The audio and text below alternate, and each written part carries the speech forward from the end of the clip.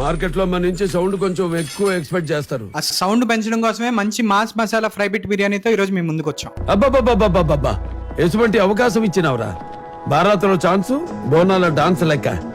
గా ఛాన్స్ తెలంగాణలో ఎవడని నిడుస్తాడరా? అసలు మా idea only chicken dum biryani 1980లో బెజవాడలో ఉన్నట్టు ఇద్దాం అనేదే మా ఐడియా బాబాయ్. కాకపోతే మా కస్టమర్ దేవుళ్ళు కారంగా కావాలి, నాటుగా ఉండాలి, మంట పుట్టాలి అంటే అప్పుడు పెట్టాం ఫ్రై బిట్టు.